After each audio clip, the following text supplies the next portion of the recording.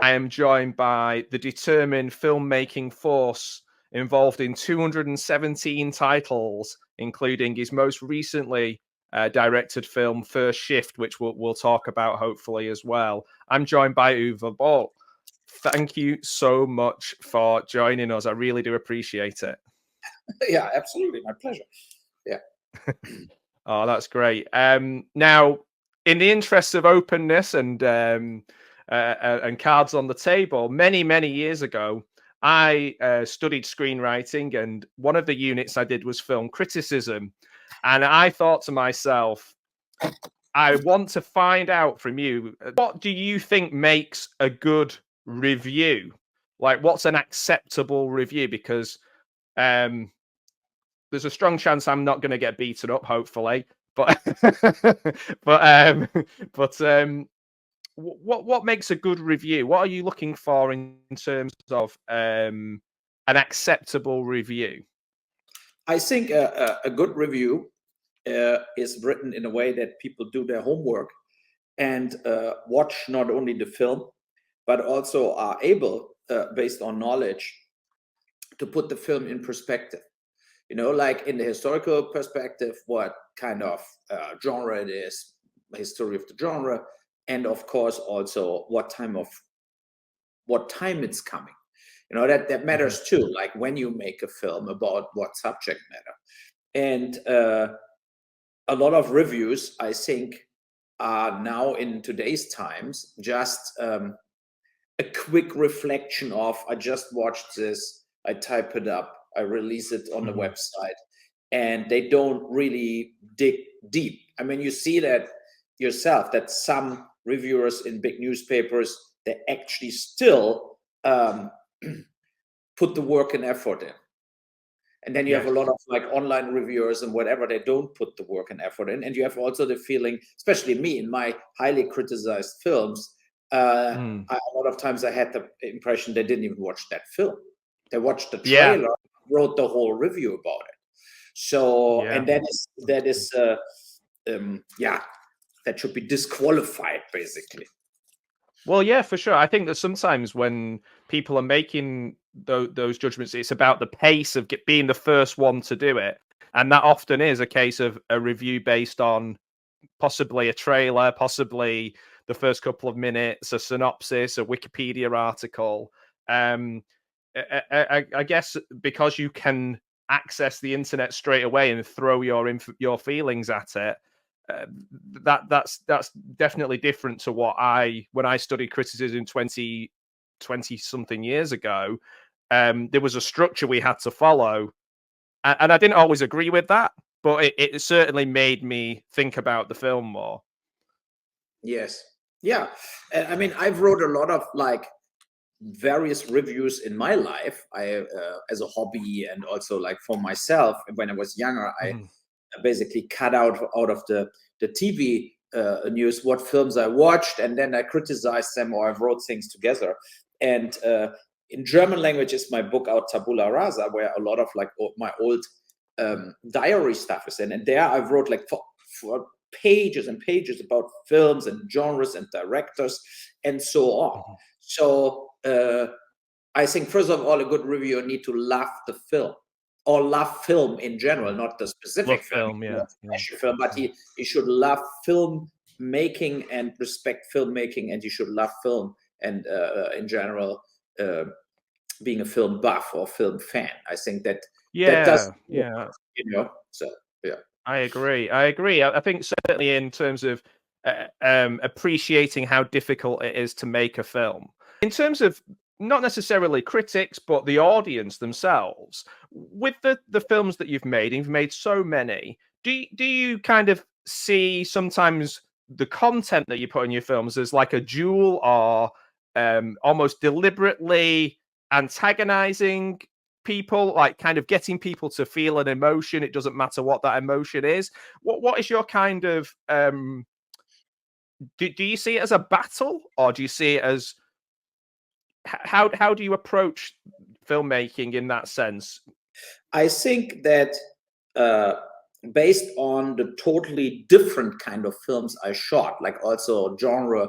I basically did almost every genre, and did films just for entertaining, like Alone in the Dark, Blood Rain, In the Name of the King, whatever. These are just, and I think, entertaining films made to entertain people or fans of a specific genre.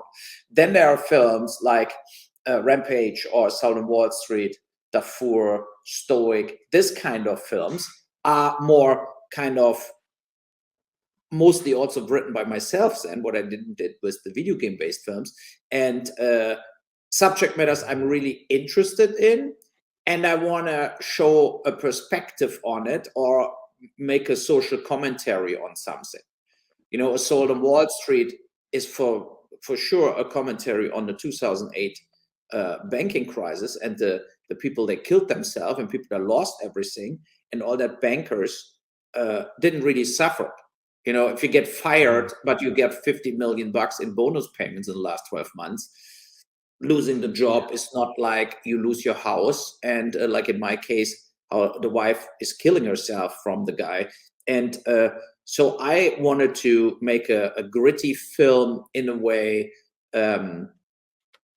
asking like, why nobody run amok on Wall Street, to be honest, right? So because when you see how many people in US running amok every year for no reason whatsoever, and then you think, okay, like 80,000 people lost their houses, 4,000 people did suicide, but nobody went to Lehman Brothers and shot up the whole bank with a machine gun. So it's strange. But I wanted to put that gritty, very aggressive film out there to scare the bankers a little, like, be careful, like, some people are maybe going after you, especially also because Wall Street 2, I think, was a very weak film. It was also like, it totally missed the point.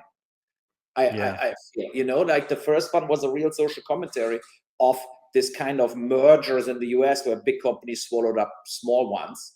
And then they promise that you keep your job, and half a year later, you're out. So, and that's a good point.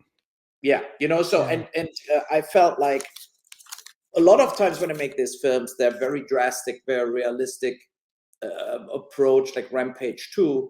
And I feel nobody is doing this. If everybody would do this, I would not do it, right? So, but I feel like I'm watching films myself. I see what other people shoot. And I feel like this kind of straight in the face genre films are rare now. They're all trying to whatever melodrama, drama stories. I never saw a genre thing on the streamer the last few years where I would say that this clear genre, like whatever Ronin was, or Heat, or French Connection, whatever, right? That is always connected to a family drama or whatsoever, and it's like a mixed up of genres. Yeah, that's very interesting. Because I've been doing some study into Cronenberg's Crash recently, and he mentioned about the sort of how disingenuous it is to kind of say that this is what a film needs to be like.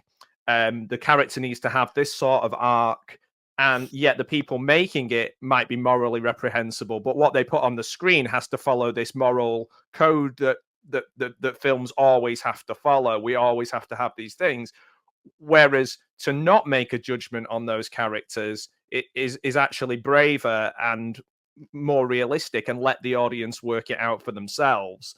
Do you like to challenge your audience? Is that part of the plan, that to not kind of treat them as fools, basically? Yeah, I want, like, for me, entertaining is also that a film doesn't go the way you just think about it goes. It's like that, because that you have too many times now where you basically you feel it already how this will all end, and then it ends also like this.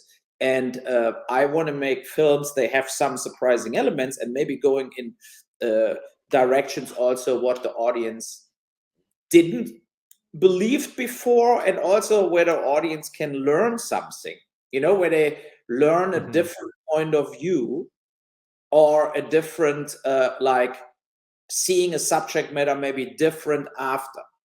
And that, I think, especially like films I've wrote myself, I think is yeah, I'm happy to do this, you know. Yeah. Hmm. So part of obviously we've just talked about kind of, I guess, the traditional Hollywood films and how they, maybe a film that, like you just mentioned, the second Wall Street film that isn't doing what it's not provoking the people in the way that it is. What part of you kind of, because it's a real challenge to come from Germany and almost take on Hollywood in their own backyard. Is it just a case of you're seeing things that you want to do in a different way? You've got a different approach to what you're seeing. Yeah, totally. I mean, I always when you see like Wolfgang Petersen, I mean, he's dead now, but Roland Emmerich, right? The typical two big German directors, they moved to Hollywood, they totally assimilated, and they made super patriotic US films. And, where I feel like almost uncritical about America films.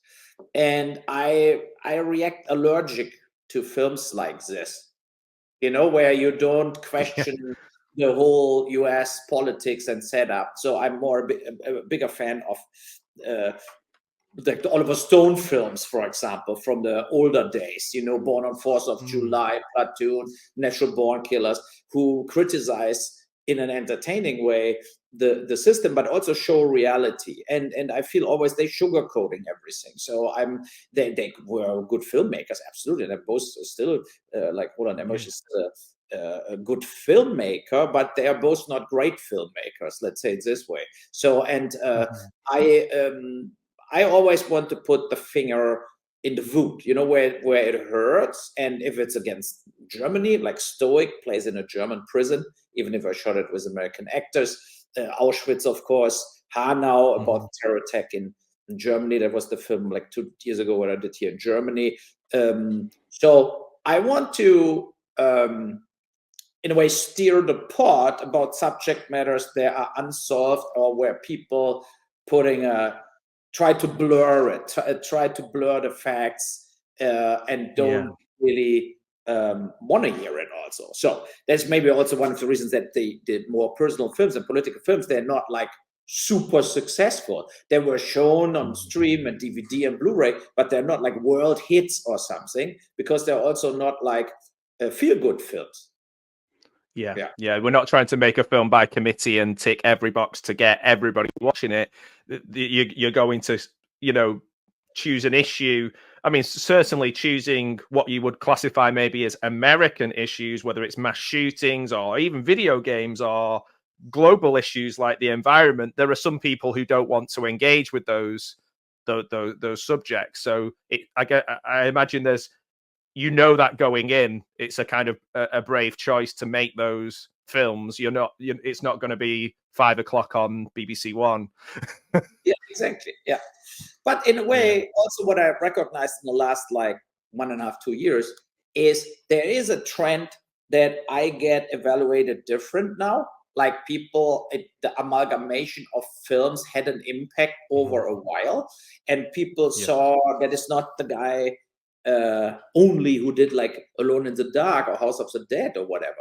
And that slowly but steady grows. And some of the films, especially Rampage and also Postal, are definitely turning into cult films where people say they're not aging, like they are like super accurate about the situation right now. And they're hitting a lot of marks, and they were kind of, in a way, visionary, because think about when their movies were done. Who knows that it gets so close in reality as what I showed on in Postal or even in Rampage, but basically it happened that the White House gets attacked in part 3. Yeah. Well, we didn't know that those were the good old days at the time. And these things are actually more realistic than you can imagine, because you've done such a disparate amount of films, and when I look back and I saw clips from it, and I couldn't get a full copy of it. I really want to, of a German Fried movie, and I was looking at kind of how the Zucker brothers that started off with Kentucky Fried Movie, and I think it's David Zucker, who is now quite a political filmmaker.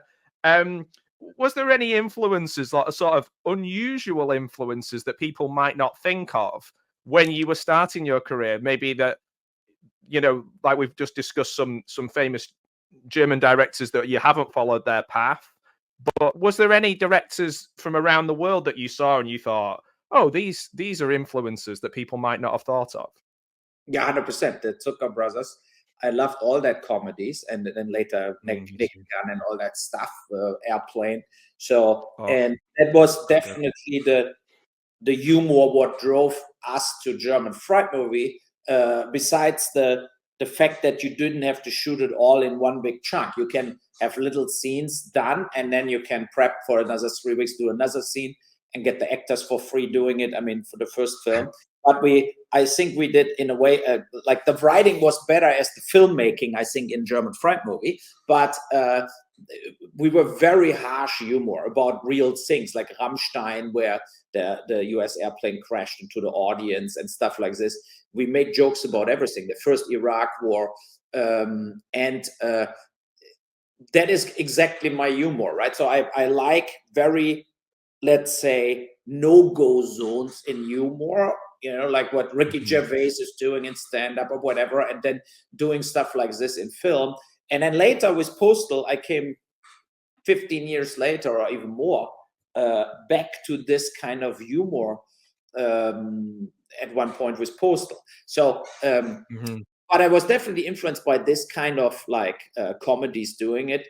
For the rest of the films, I think like everybody, I watched growing up a lot of Western action films, like the classical Hollywood films. There was just only public TV, and they showed John Wayne, Jimmy Stewart, all the Alfred Hitchcock films.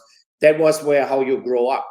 And of course, you recognize these are really good films. And so I was always more influenced by American films as European films.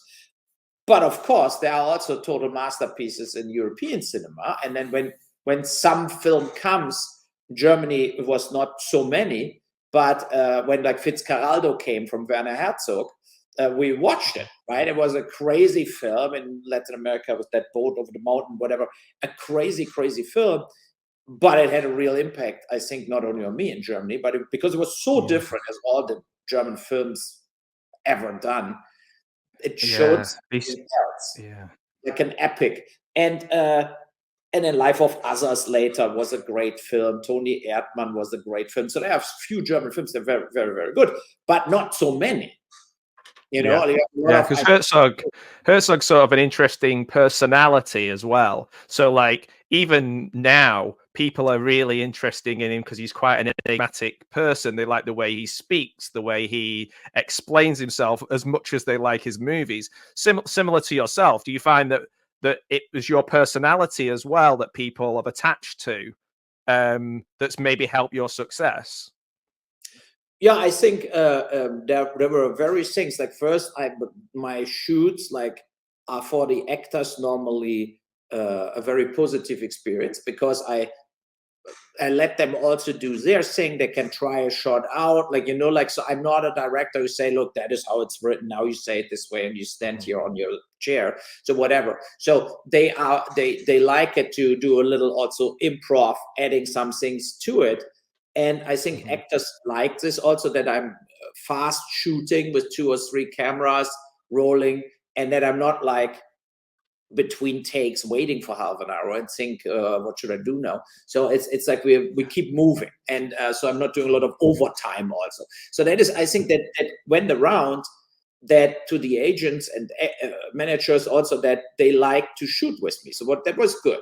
And the other thing is, in a way, I was always outspoken. I was never like this shy filmmaker who gives an interview every 5 years. I like talking with film fans, with journalists, or what we're doing here right now. I think it's important to share your history, your ideas, your vision, and that young filmmakers also getting maybe some ideas or whatever. So, and I feel that this it's the right way to approach it. But I'm more like this kind of, because I'm a producer myself, it's this kind of, I had to do everything myself, so I couldn't be shy. I would never made a film if I'm not at the same time like a producer who's used to sell stuff. Yes, yeah. So it's kind of it's a completely different skill set, isn't it? Like you say, there are plenty of people who are very comfortable behind the camera, but the sort of the selling of yourself and the selling of your ideas is a very different a very different thing. In terms of directing, you talked about the way your shoots work. Did you think about adapting like your style for people who maybe were coming in as superstars like Ben Kingsley or Udo Kier and people, did you think, oh, I have to change what I'm doing? Or did they come in with a mindset of this is your vision and I'll follow that? Both, right? So there were actors, they just want really a lot of input from you. Normally you go with one, like let's say you have a more famous actor, you definitely go for dinner with him before or her, and stuff like this before the shoot starts, to find out also what direction we go. Then you do normally like a table reading where everybody reads their parts and you discuss some stuff, so that you don't have too much surprising things on set. But they don't really rehearse, right? You're not like getting Ben Kingsley to rehearse for Blood Rain. It's just more talking about something, and then he comes to set and plays it. So there I normally let them first do a take they want to do and the way I want it, and then I start in a way adding things on it, like if it's the movements, it's the way they are, if it's the tone, whatever, if something was too aggressive or too fast, too slow. That is stuff where I coming in. And I think there are actors, they love to add things on and do improv. And there are actors, they hate to do this. They are like locked in with the script, and they don't want that the other actor now starts changing the scene or something. And so I had that not so many times, but then I'm always try to loosen it up, and that they try something out, that you cannot like lose or blame yourself or make a fool out of yourself. Just try it this way. Whatever Ron Perlman wanted, he likes improv on In the Name of the King, right? And then he acts a little different as maybe a Jason Statham, who's more like, okay, that is how it is written, so I should do it this way, And but they had a great chemistry together. And Jason Statham, for example, liked Ron Perlman a lot, so he went totally along with it. Yeah, because there's that physicality. I was mentioning that Ray Liotta and Jason Statham, Ron Perlman. Did it surprise you that the Hollywood stars, and maybe there are different points of the career then, but did it surprise you that maybe they were a little bit more durable and tougher than maybe you thought? You thought you might have some prima donnas, and you didn't find that? I mean, Ray Liotta in The Name of the King was a prima donna, so he was there very problematic in a way. He was all about his hair, and because he never did films like this. But I shot that other film with him suddenly later, that crime story, where he played a cop, and it was super easy because he felt comfortable to playing a cop because he did that maybe 50 times. So now he was super easy to go. And like all the other actors, especially Michael Pare is a good friend of him, now he's also dead, too bad. So, but it's, it really, I think it's also how you sell it to an actor. To do it maybe a little different and to feel comfortable doing something. And I feel that in The Name of the King, he was so out of his element that he felt uncomfortable. He and Jason had a good relationship. They liked each other, right? That's really interesting, actually, because I was going to mention that it must be a vote of confidence when you work with people more than once, whether it's Dominic Purcell or, let's say, Michael Pare you work with. who you've multiple times. What I would take that as a vote of confidence. If somebody wants to say, be interviewed by me again.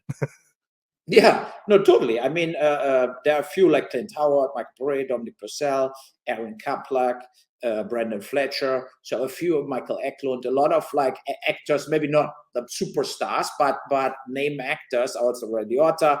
They played various times in my films, and they like the how I work, how I move forward, and so I think Jason Statham loved it also. He had a very good time. He met me for dinner half a year later after we finished the film and everything. But then he turned too big. Then he went in all that franchises like Fast and the Furious, where he makes so much money that I was not for him any more a person you stay on. It's this kind of like, where you feel like he's just busy with other stuff now, and I'm not mad about it. So, but it is what it is. It's interesting. Yeah, exactly, and I imagine that as you progress and you find those people you work well with and you enjoy working with them and they enjoy working with you, that makes it a more pleasurable experience. It's a kind of I'm not saying like buddy, but sort of more comfortable. And as that kind of, I guess, is that a sort of networking as well, like kind of finding that almost network of actors that you want to work with? Because I imagine there's ones you don't want to work with again. Yeah, but I mean, that is, of course, my disadvantage is that I never lived in Los Angeles. I don't like Los Angeles too much, and I never lived there. If I would be there, I could, I think I would have more actor friends or people I would spend more time with. So I lived in Vancouver now. I live back in Germany. So it's like harder to keep the contact, So, and it's definitely a disadvantage I have, that I'm not living in Los Angeles or New York, where all big actors live, and I try to schmooze around a little more. That would help me. But you cannot split your. It would be also not me, to be honest. I'm not a guy who goes to the film business parties and never had fun doing it. I like my normal life, as my old friends from childhood on, I still have, and we go for dinner, we go biking, whatever, like stuff like this. My family, I actually think they're better off to not grow up kids in LA and stuff like this. So that was a decision against, I think, my business interests, but for my own well-being. And your own integrity is very important, isn't it? Like being true to who you are when you start something, regardless of your success. Being able to look yourself in the mirror is very important. Yes, that is the thing. I mean, I saw so many people, especially actors, moving to LA because they think, I will turn into the big star, and then you have the mix. They're getting crashed, they're taking drugs, they are depressed, they are like, they have all of this because 1 out of 1,000 really makes it. And and then they are, because it's an expensive city too, they do every shit job to pay the rent, basically. And so, and that I feel sorry for them. I understand that they had that dream, but I mean, you're better off playing in a good BBC show and stay in England as to try, and then you get 2 lines in the Avengers, like cop number 3, so but I mean, what is this? And they are so happy, I'm in the Avengers, whatever. Yeah, but for the audience, you were nothing. Nobody give a shit if you have this kind of mini part somewhere. So no, I kind of understand. I wonder how much of that outlook that you've got is does that come from your upbringing or German culture, that kind of lack of bullshit, or just kind of or just who you are as a person? No, but I think it's a totally different approach to be European in general and to be American. So that the big thing, what in the business side, right? I mean, I have a lot of American friends, whatever, but they are all this more passive aggressive and not like clear.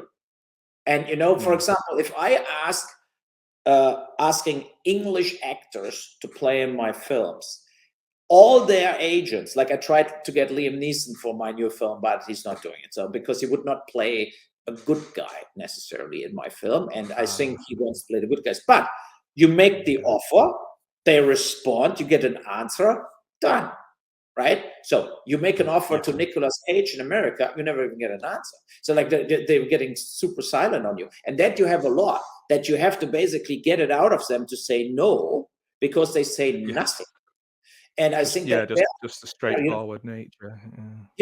It's a different thing. Like they don't want to say no. They think if they say nothing, it means no. Yes, and it means no, but how you want to grow a business with that? If I wait, let's say I'm 3 months away from making a film, now I try to get an actor and I never get an answer, then of course I'm also like kind of handicapped making another offer to another actor. Just want a straight. Yes, straight answer. Yes. And I think in Europe, the people, I mean, maybe not in all European countries, but especially I think in Germany, Scandinavia, also UK, it's more like a clear set of communication. It's like, yes, we buy your film, we give you 50 grand. And not like 5.5 emails and you still don't know how much they want to pay you. And you know, and that is the same with actors or with crew members and whatever. And I'm so European, right? So, and I like this kind of straight approach, saying that is what I can pay, that is how long I need you. Could you do it? You know, I find that in Asia as well. There's quite a lot of people I work with in Asia, and like they will come out and sometimes, I don't know whether it's the language difference or whatever, it'll be just like, I didn't like that, stop doing that. And you're like, okay, I you know, it might not be nice in the moment, but I'm very, very clear on what you want. Because it's this kind of like, I mean, for me, everybody gets an answer. I answer every email, whatever it is. I'm not like getting silent on people or ignore emails, whatever it is. I mean, it really also non-business stuff. And I feel that is just fair and the way to communicate to whatever, Prince Charles or King Charles or an extra in Romania. I think you should have a clear communication going. I'm going to switch gears a little bit, and just because I'm really interested in the themes of masculinity within a lot of your work, and certainly we just talked then about maybe cultural differences in the way people approach filmmaking, but you know, there is a kind of clarity of characters in terms of they are, you know, if they're an aggressive character, they're angry about something, then there's a justification for that within the screenwriting. Do you see that sort of theme of masculinity and throughout your, you know, where does that come from? The Schmeling film, and you know, is that something you were just brought up around, that culture? Is that a German thing again, or is that a you thing? Is that your family? Where does that come from? So it's more like my family and how we growed up. My father worked at Bayer Leverkusen, the chemical company, and he played handball. And he was German champion with the team at this time. So my brother and I went into handball too. We never made it to like the first league in Germany, but like second league, third league. So we were good handball players. And then I went to boxing too, because I felt weak in a way. I wanted to be stronger. I wanted to be able to beat people up and everything. So it was a very, also there Leverkusen was a very, very good boxing club at various times, German champions and amateurs, and people turned pro later, like Felix Sturm, he boxed Oscar de la Hoya, or the Tiger, Darius Michalczewski was half heavyweight world champion for like 6-7 years. So, and against this kind of people, I did sparrings a lot, and So I'm more a guy, let's say it this way, I didn't, I was a film freak and a sports freak, you can say, so, and I like guy films, I like The Godfather, Apocalypse Now, Deer Hunter, whatever, like I'm not the guy for the Christmas romantic comedy, like if I would shoot a Christmas romantic comedy, I know I would start slowly humor in like Postal and would destroy the whole film. So, being that super cynical and making really dirty jokes. So, and it's just my nature. And I'd love to see that, though, to be fair. That would be amazing.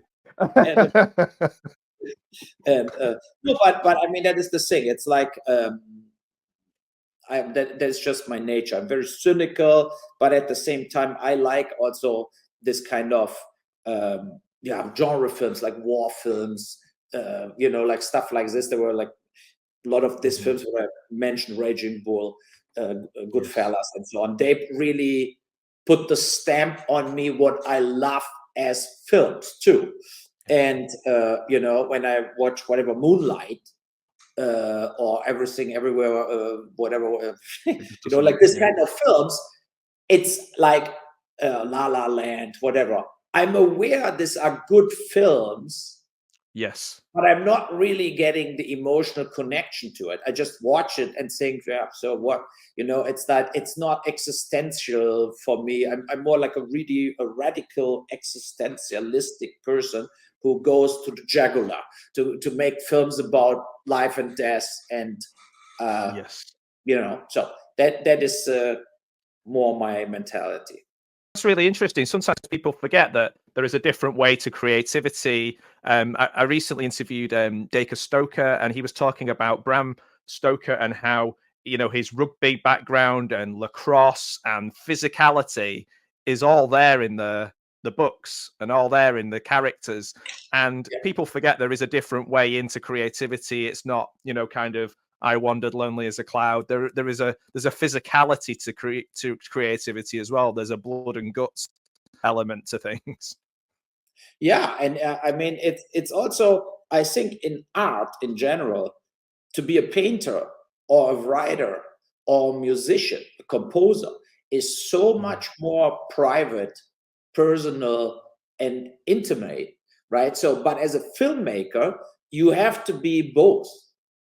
You cannot, like, Ridley Scott or whatever, you cannot shoot Napoleon and you're like totally like just an interior artist who wants to stay in a room and talk. So it's like, it's like at the same time, I think all directors have this kind of grandiose, outspoken mentality too, but they, of course, bringing it across different. Benicio del Toro or James Cameron or whatever, they're totally different people, and John Ford is totally different as Martin Scorsese, who comes across very silent, very, like this kind of very carefully talking. But look at Scorsese's films; they're totally masculine, violent films, So, yeah, that's really interesting. Like how to get that out through all the people that you're working with, that there has to be an element of being an extrovert or a quiet, even if a quiet extrovert.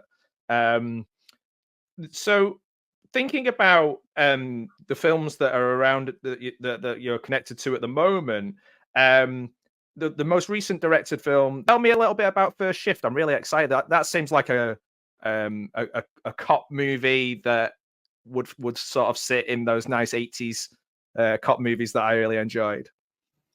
That was the point for me to do it. I recognized after I did Hanau in Germany, when I came 2020 back to Germany, I did that terror attack Hanau thing. And I got like totally attacked from everybody involved. But it's actually a good film, but it's a very intimate film because it's an amok run thing, what I did various times in my career. And I did the film because the guy left, similar to the Breivik guy, like a big speech, you know, like where he was completely out of it. He said he created Basic Instinct, and he worked with the CIA. I mean, it was completely insane. But that was so fascinating that I wanted to make that film and at the same time do a political point in regards of weapons in Germany, because the guy had legal weapons. And even if he was various times in like psychiatric institutions, they never took the weapons away from him. And that was a guy who would never run amok with a knife. Never. Right? So because he was not a physical fighting guy. So that means like if they would made their job, like 9 people and his mother would still be alive, and he also. So that was this kind of standpoint I made, and nobody wanted to hear it. But it's there on Apple or Amazon. People can watch it. But it's in German language. So, and I felt I have to go back to international films, and I had a few like. I write always sometimes down like some film ideas, like just scenes or whatever, what I would like to put in a film. And then I felt if I do a cop film, I could have all that ideas as individual cases inside the cop film, like a mafia murder thing where they kidnap a guy, they kill the kid, and whatever, like stuff like this, or another guy who's like. The wife and kid want to leave him. Now he kills the whole family. Stuff like this. And then I thought, okay, let's do First Shift. I wrote it very quickly then. When I had that ideas written a long time. And then I felt, so I put that surrounding concept with 2 cops. She's just started new. He is more a senior, but he doesn't want a partner, the classical buddy comedy kind of setup. So to bring a little lightness, like a not so serious thing into the surrounding, because the individual stories are very hard, right? So they're very like brutal also. So, and we then went to New York. I shot like parts of Sound and Wall Street in New York. I had partners there, and pulled it off like a real road movie all the way through Brooklyn, Queens, Manhattan. And I think the film looks great. We shot CinemaScope, and all the actors were good. Even the small parts were done by very good TV actors or TV series actors. Were Kristen Renton, the lead, she played in Sons of Anarchy, the female lead, for like 12 seasons. And it was a very good experience in regards of what we have now. It's a very good film. So then I sold it in US and North America. The film will go out in a few like movie theaters in the US and in Germany. For England, I have an offer, but it's not so good, that offer, so I didn't took it so far. So we will get it out everywhere, but it definitely I hope I get a better offer from UK when the US starts promoting it, you know, when a real poster comes and all that stuff. So that is definitely in the plan. But I'm very happy with the film. And when you watch it, I don't know if you watched the trailer. Just sent you the YouTube. I have seen the trailer, yeah. Yeah. So you know, I think it's also everybody who watched it, even bigger distributors, they said like it's a totally enjoyable movie. We love the film. The problem is it's not like Matt Damon and Ben Affleck in it, basically, right? So so you have then like the big majors, whatever, they're passing on a film like this. But I didn't get one negative word from anybody so far saying that film is shit or something, right? Nobody. So, and I hope also that the people will enjoy it. And I hoped in a way, like when you watch it, you think that could be a TV series. These 2 cops could continue to the second shift, the third shift, whatever, right? So, and they had a very good chemistry. Yeah. I was thinking, like, for me, sort of, it's very underrated, that kind of period of time when Hill Street Blues was so well written and so well made, and people don't really talk about it anymore, or the early NYPD Blue or The Shield or things like that. That was some incredible, you know, that's the kind of feel I got. The Streets of San Francisco with Michael Douglas, or Kojak, Telly Savalas. What I hate on a lot of like US cop shows now is that they're all shot in a studio. And a lot of them are actually almost shot all in the studio. We shot in a real like a cop office, like what was shut down, and a real like prison, a real hospital. Like going to real locations adds something to a film. And I think in a way, because we didn't have a lot of money, we just had to shoot there where everything is. Where you have, where you don't build the backdrop of Times Square. No, you shoot at the Times Square. And of course, you're not blocking the whole Times Square. You just shoot there. So, and then that gained a lot of production value if you do it like more in a hit and run kind of way.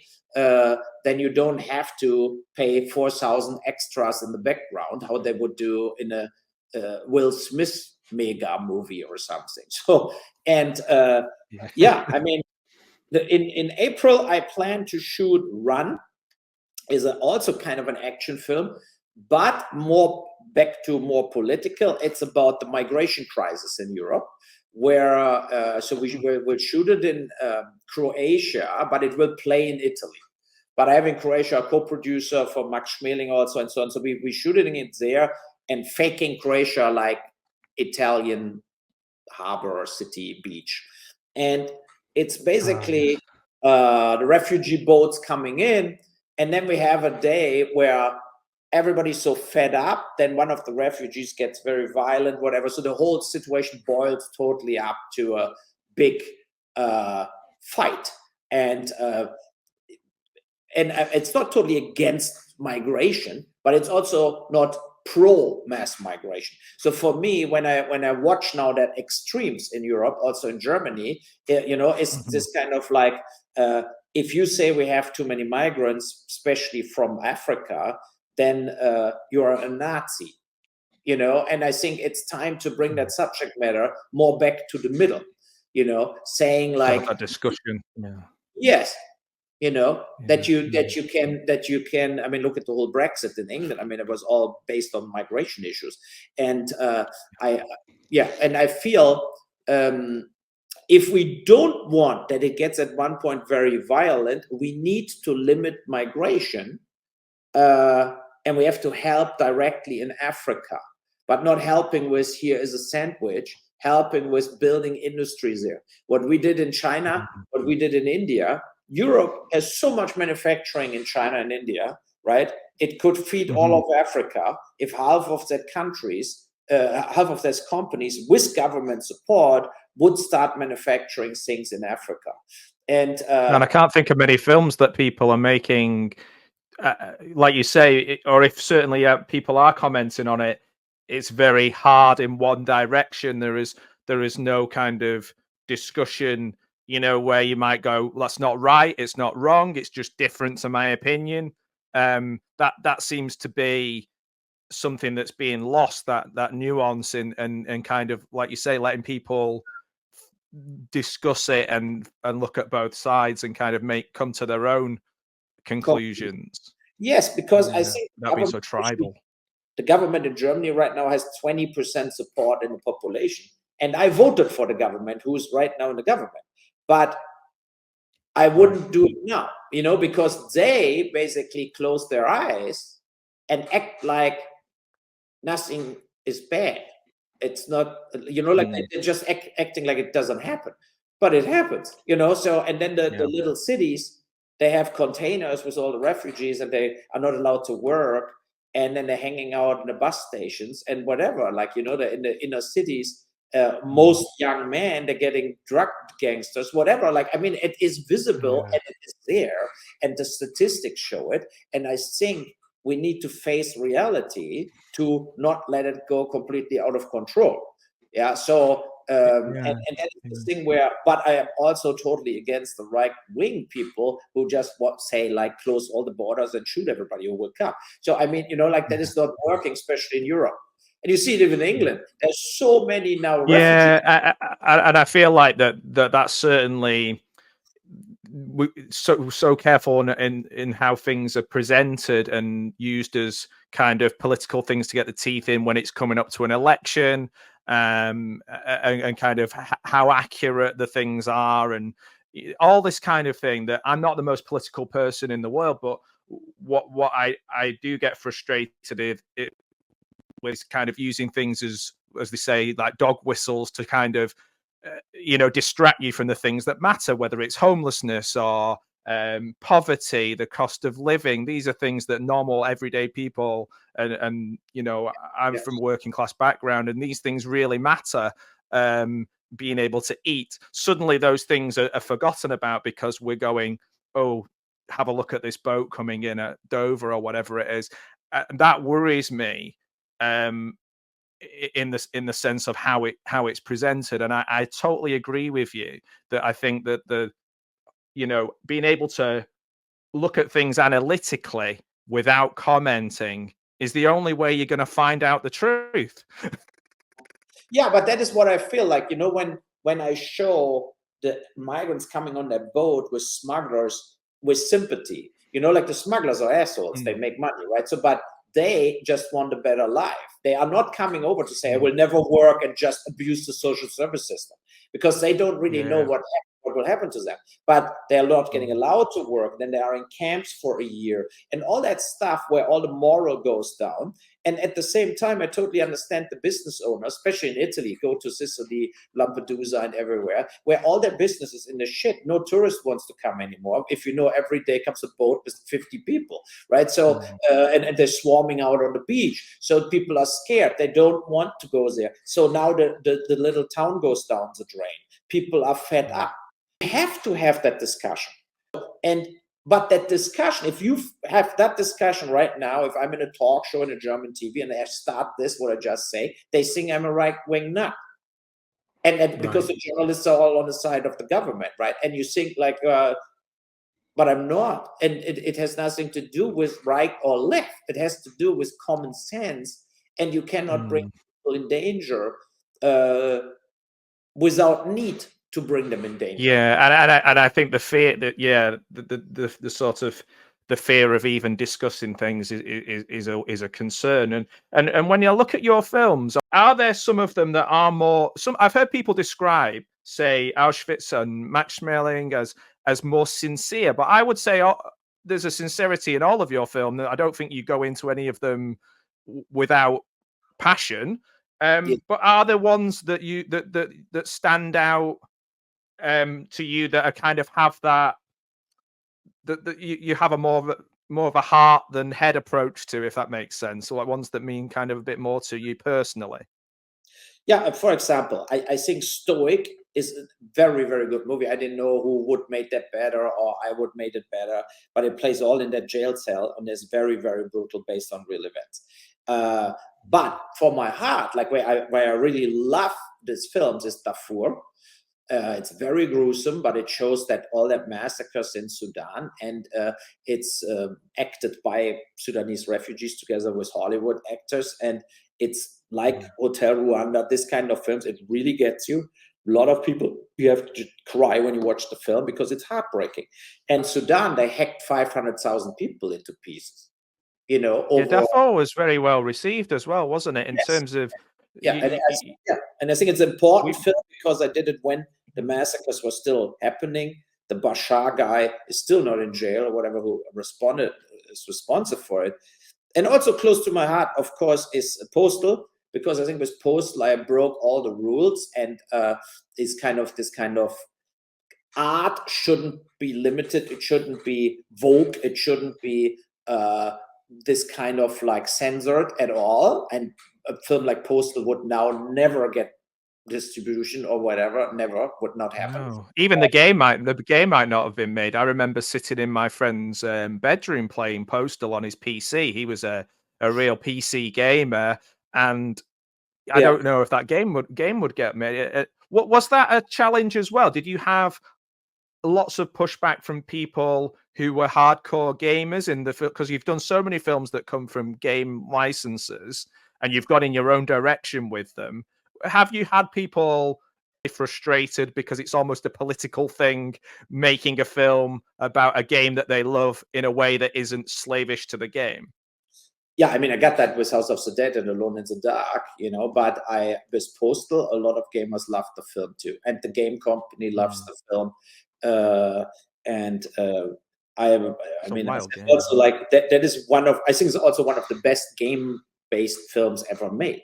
And because it turns out now in today's time that films like Postal are actually very, very important to show real freedom of speech, you know, that freedom of expression, and that you should be able to do whatever you want, and you don't have to censor yourself down because you could offend somebody.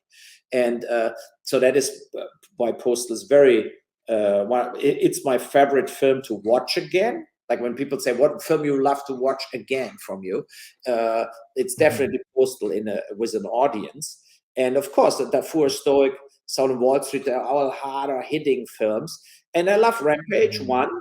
You know, I like all the Rampage films, but Rampage 1, I think, was one of the most ruthless, surprising films ever made, where it really, you had no clue how that movie will play out as an audience. And that is what I loved. I wanted to do something where the audience says, what the fuck is, you know, like where you also like underestimate the size of his attack. Because you think in the beginning, you watch like kind of a little art house film shot for like 500 grand, and then he really goes for it. And you have like shootouts you normally see like in Heat or like big Hollywood films, you know, where he goes through the streets and just all the cars there are getting bullet holes, and you're like aware they had 10 cars getting damaged there, so it's not coming for free. Or when his car drives into the police station and blows the whole thing up, of course you had to build the whole forefront of this thing and blow it up. So that is why I think Rampage also turned into the biggest positive reviewed film from me.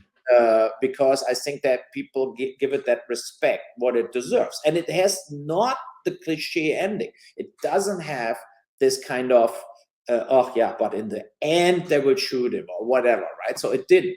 And I think that also made it a real cult film. Yeah, because now they're more accessible, aren't they? In the sense of you can watch a lot of these on Freevee, and Postal is on Plex. So if somebody wants to sit and watch, you know, obviously there'll be some adverts, but they can watch Postal on Plex and have watch a wild film at the touch of a button. If you're I speak to a lot of independent filmmakers, and they get their movies put onto things like Tubi, and often the production companies, there doesn't seem to be a lot of money made out of it, but they're getting it seen by a lot of people. Is there any advice that you would give to those new young creators who are maybe making a found footage film for a couple of $1,000s or something, and that they're having people get in touch with them but they're not sure what steps to make? I mean, the good things in today, it's cheaper to shoot films with all the digital possibilities. You know, you don't need film material and stuff. And then it's the post-production is cheaper. The CGI, you get better, also cheaper. And it's easier to distribute your film. Let's say nobody buys it. You still can get it everywhere out. You know, YouTube against money. You can put it for money out on Amazon Prime. You can go get it for free out on the advertising-driven VODs. And then it's all about, in a way, advertise it yourself in the hope it gains some traction. Why some influencers making so much money? So you can also make so much money with a film being for free on YouTube, and you have like influencers or whatever, like people get viral, you know, you make little teasers on TikTok or whatever, and then people like, what is this? I want to watch the whole thing. And then they're going to Prime and so on. You know, it would be better, of course, for independent filmers and also for me, for my films, if you would get a little more money from the streamers, you know, a little more revenue share, a little more upfront money, because they spend so much money in producing films. Why not giving the indie film world a little better pay so that they can continue making films? You know, I know some people, they made on YouTube, they did horror films and put them up and just did some ads, like maybe spent 3,000-4,000 bucks on Facebook and whatever, wherever they advertised it. And they made 40,000-50,000 bucks on YouTube with like advertising in front. It 1.8 million views and stuff like that. Really surprises me, because just to become a YouTube partner is a challenge. You know, but it happened. So wow, yeah, that's great. That's good to hear. Yeah, and there are companies out, you can Google it, V channels and so on, that YouTube film channels where you can, of course, then they take their fee, but they have already the base, right? They have already, the advertising is coming or whatever. And if they load your film up and they do 50-50 with you, you will definitely earn a few thousand bucks in the worst case, maybe also 10-20,000. And I think that is all good, especially for beginners, you know. Yes, yeah, making getting the ball rolling is important, I think, isn't it? Totally. I mean, do you learn film only making films? It's like, if I would never did a German fright movie, I would maybe never made a film in the end, right? So you have to start grabbing a camera and getting some talent in front of the camera and shoot it, and let's see what will happen, you know. Well, that's great advice. I think that's the perfect place to finish. I know you've got things to do. So just again, I know I mentioned it in the middle and at the beginning, but I've really enjoyed this conversation. I think it's given me a really good overview of you as a person and as a filmmaker. And I will share out the trailer for the latest film. Yeah, I didn't, and I would love to speak to you again in the future if we can kind of come together. That would be great. Obviously, no pressure there. I mean, but no, after shooting Run, we can schedule something else, right? So in summer, maybe, or fall. And that'll be awesome, because I was going to ask you about the Lunar Project as well in production, and I was really excited. There's just so many films, so little time. Yeah. So we do it in part 2. Yeah. Yeah. Oh man, thank you so much. Thanks for your time. I really do appreciate it. Have a wonderful day.